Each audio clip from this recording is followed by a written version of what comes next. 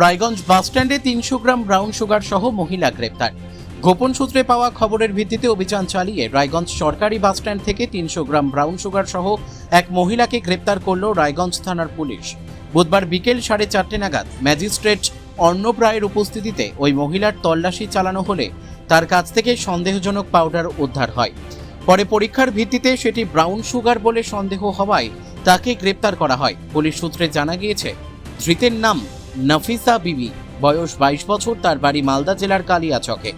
প্রাথমিক জিজ্ঞাসাবাদে তিনি দাবি করেছেন মালদা থেকে বিহারের উদ্দেশ্যে যাচ্ছিলেন। তদন্তের স্বার্থে পুলিশ এখনো বিস্তারিত তথ্য প্রকাশ করেনি।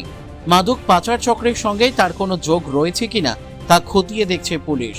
আমার নাম প্রদীপ্ত ঘোষ। আমি এখানকার স্টাফ। কি ঘটনা ঘটেছে, কাকে সাক্ষাৎ করেছে? আনুমানিক 12টা নাগাদ একটা মেয়ে ঘোরাফেরা করছিল হোস্টেলে, আমাদের নিশ্চয়ই কোনো বাস থেকে নেমেছে। তারপরে পুলিশ আসে, পুলিশ ওকে অ্যারেস্ট করে। তারপরে জানতে পারি আমরা ওনার কাছে মাদক দ্রব্য ছিল, সেখানে পুলিশ ওনাকে অ্যারেস্ট করে। মানে কোথা থেকে এসেছিল কিন্তু কিছু জানতে পারা গেছে? না, পরবর্তীকালে জানতে পারলাম যেটা উনি কালিয়াচক থেকে বাড়ি, উনি কালিয়াচক থেকে মালগুনে যাচ্ছে। কোথায় যাচ্ছে এটা জানা নেই।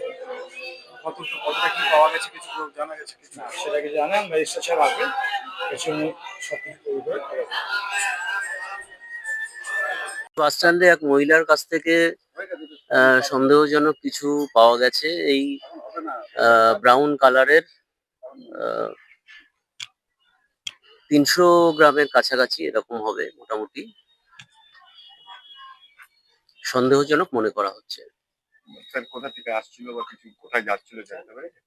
উনি বললেন উনি মালদার দিক থেকেই আসছিলেন,